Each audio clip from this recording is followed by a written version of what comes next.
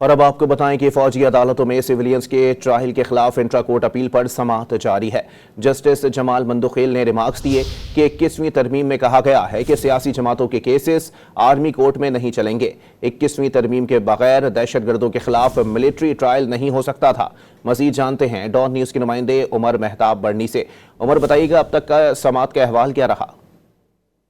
Supreme court کے justice امین الدین خان کی سربراہی میں 7 رکنی آئینی بینچ ملٹری کورٹس میں سویلینز کے ٹرائل کے حوالے سے اپیل پر سماعت کر رہا ہے۔ دوران سماعت عدالت کی جانب سے جو ہے وہ اہم ریمارکس دیے گئے ہیں۔ جسٹس جمال خان مندوخیل نے ریمارکس دیے کہ 9 مئی کا جرم تو ہوا ہے، عدالتی فیصلے میں 9 مئی جرم پر کلین چٹ نہیں دی گئی ہے، سوال ٹرائل کا ہے کہ ٹرائل کہاں پر ہوگا۔ جسٹس محمد علی مظہر نے ریمارکس دیے کہ جرائم قانون کی کتاب میں لکھے ہیں، اگر جرم آرمی ایکٹ میں فٹ ہوگا تو ٹرائل ملٹری کورٹ میں ہی ہوگا۔ جسٹس جمال خان مندوخیل نے ریمارکس دیے کہ 21ویں ترمیم میں کہا گیا ہے کہ سیاسی جماعتوں کے کیسز آرمی کورٹ میں نہیں چلیں گے۔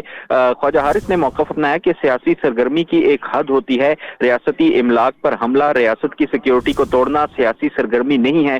جسٹس جمال خان مندوخیل نے ریمارکس دیے کہ 21ویں ترمیم کے بغیر دہشت گردوں کے خلاف ملٹری ٹرائل نہیں ہو سکتا تھا۔ خواجہ حارث نے موقف اپنایا کہ 21ویں ترمیم میں قانون سازی دیگر مختلف جرائم اور افراد پر مبنی تھی۔